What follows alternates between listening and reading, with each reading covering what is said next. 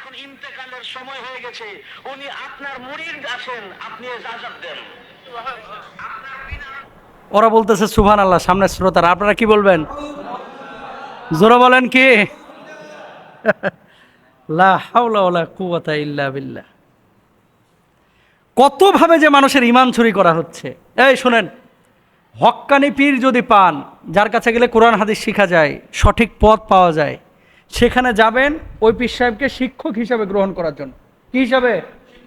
হক্কানি পীরের কাছে যাব দিন শেখার জন্য, ইসলাম শেখার জন্য, খালি হুক্কুর হাক্কুর করার জন্য না।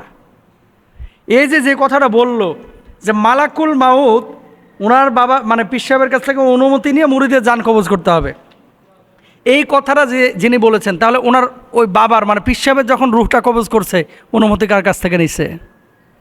ভণ্ডামি এগুলো। এগুলো কি?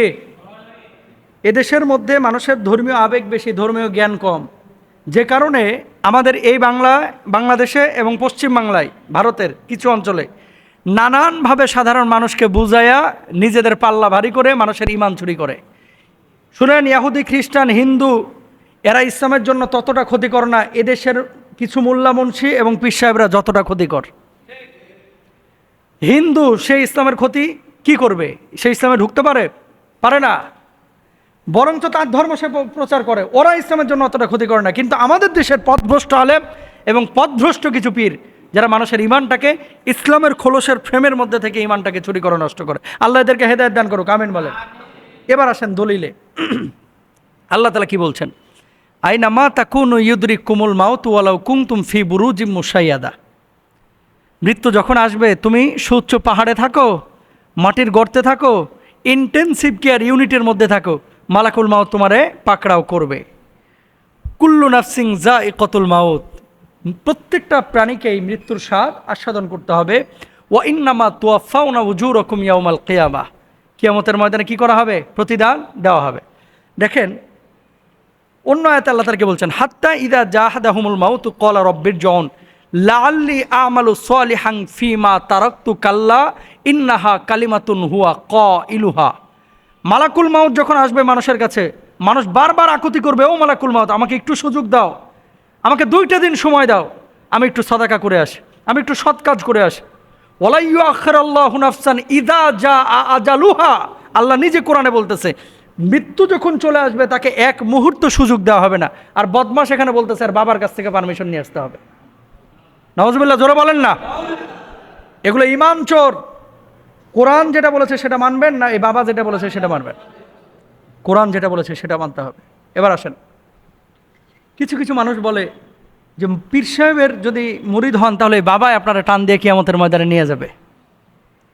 আল্লাহ কি বলছে? এবার আসেন, ইয়াউমা লা ইয়ানফাউ মালু ওয়ালা বানুন, কেউ কারো উপকারে কিয়ামতের ময়দানে আসবে না।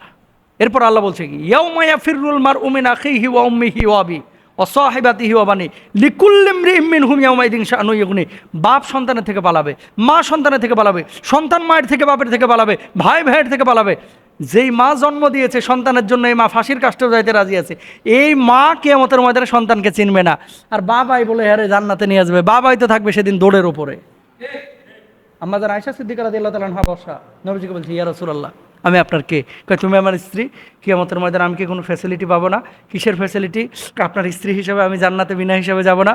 আল্লাহ নবী জবাব দিলেন, আয়েশা নিজের আমল নিয়ে কবরে ঢুকো, ফাতেমা নিজের আমল নিয়ে কবরে ঢুকো। আমল নিয়ে কবরে গেলে এই নবী কিয়ামতের ময়দানে আয়েশাকে ফাতেমাকে চিনবে, আমল ছাড়া কবরে গেলে এই নবী আয়েশাকে ফাতেমাকে চিনবে না।